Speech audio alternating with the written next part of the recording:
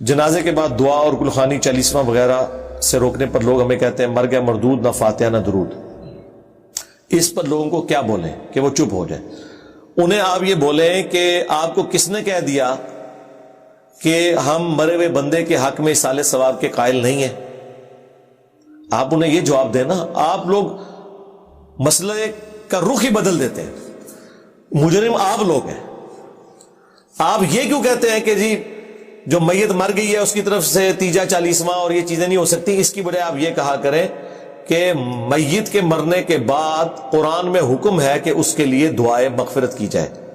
سورۃ الحشر، ربنا اغفر لنا ولاخواننا الذین سبقونا بالایمان، اے اللہ ہمیں بھی بخش دے اور ہم سے پہلے جتنے اہل ایمان گزر چکے انہیں بخش دے. آپ ان کو یہ بتائیں کہ اللہ نے حکم دیا ہے کہ اپنے مرے ہوئے بھائیوں کے لیے، بہنوں کے لیے دعا کرنی ہے. پھر آپ انہیں بتائیں کہ صحیح مسلم میں حدیث ہے کہ نبی علیہ السلام نے فرمایا ہے کہ جب بھی قبرستان جاؤ تو دعا مانگو، السلام علیکم اہل الدیار من المؤمنین والمسلمین وَإِنَّا إِن شَاءَ اللَّهُ بِكُمْ لَلَاحِقُونَ نَسْأَلُ اللَّهَ لَنَا وَلَكُمُ الْعَافِيَةَ. تو اس میں اپنے لیے بھی عافیت مانگی ہے، مردوں کے لیے بھی عافیت مانگی ہے. ان قریب مر کر ہم بھی یہاں آنے والے ہیں. آپ یہ بتائیں. پھر آپ انہیں بتائیں کہ صحیح مسلم میں حدیث ہے کہ نبی علیہ السلام نے فرمایا کہ جب کوئی شخص مر جاتا ہے نا تو 3 اعمال کا ثواب اسے مرنے کے بعد بھی ملتا رہتا ہے.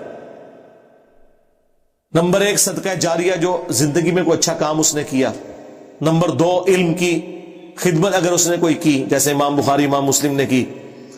تیسرا نیک اولاد جو اس کے لیے دعا کرتی ہے. پھر انہیں بتائیں کہ بخاری میں تو نیک اولاد کا صدقہ کرنا، سعد ابن عبادہ نے اپنی ماں کے صالح ثواب کے لیے کنواں کھدوایا، بخاری میں آتا ہے. نبی علیہ السلام سے پوچھا کہ اس کا ثواب میری ماں کو ملے گا؟ آپ نے فرمایا ہاں. آپ نے کوئی لمبی چوڑی بات ہی نہیں کی، مختصر جواب دیا ہاں، کوئی کلیریفیکیشن نہیں دی. تو مردے کو صدقہ اور خیرات، دعاؤں کا حصہ، نیک اولاد کا آٹومیٹکلی ثواب، پڑھ کے نہیں بخشنا ہوتا، آٹومیٹکلی. ماں باپ زندہ ہے یا مردہ، چونکہ اولاد انویسٹمنٹ ہے ماں باپ کی، ثواب ملے گا. اصالہ ثواب کے 10 طریقے، یہ میری ویڈیو دیکھیں. جب آپ یہ ساری باتیں کریں گے اور ان کو یقین آ جائے گا کہ آپ وہابی نہیں ہیں، آپ قرآن و سنت کے ماننے والے ہیں. حالانکہ وہابی بیچارے بھی یہ نہیں کہتے، بدنام زیادہ ہو گئے. وہ اپنی غلط حرکتوں کی وجہ سے ان کو شیطان اس طرف لگا دیتا ہے جس کی ضرورت ہی نہیں ہوتی. وہ سٹارٹ ہی ایسے الٹے طریقے سے کرتے ہیں کہ کسی نے بات ماننی بھی ہے تو نہیں ماننی. یہ ساری باتیں کرنے کے بعد آپ پھر آگے معاملے کو لے کے چلیں اور بتائیں کہ بھئی نبی علیہ السلام کی 3 جوان بیٹیاں شادی شدہ حضور کی زندگی میں فوت ہوئی ہیں، آپ نے تینوں کو دفنایا، کسی کا تیجا چالیسواں نہیں کیا، نہ کسی کا مزار بنوایا. آپ ہمیں کوئی بتا دیں کہ نبی علیہ السلام نے کوئی تیجا چالیسواں ان کا کیا ہو تو انشاءاللہ ہم بھی کریں گے اپنے ماں باپ کا. تو ٹائم قیامت تک سے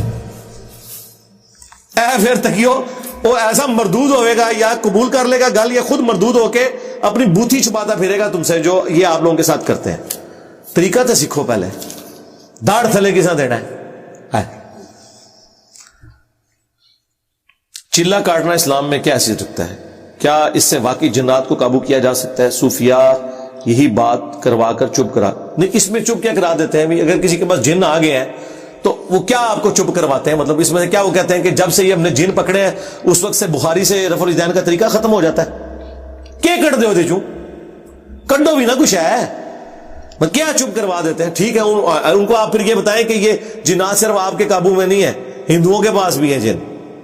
ہاں، پورا ڈسکوری چینل کے اوپر اور نیشنل جغرافی پہ ہانٹنگ پروگرام چلتا رہے جس میں وہاں کرسچنز جو ہیں وہ جا کے جن گھروں میں آسیب اور جنات ہوتے ہیں وہ جا کے نکالتے ہیں. یہ ایک فن ہے جو بدھسٹ کے پاس بھی ہے، کرسچنز کے پاس بھی ہے، ہندوؤں کے پاس بھی ہے.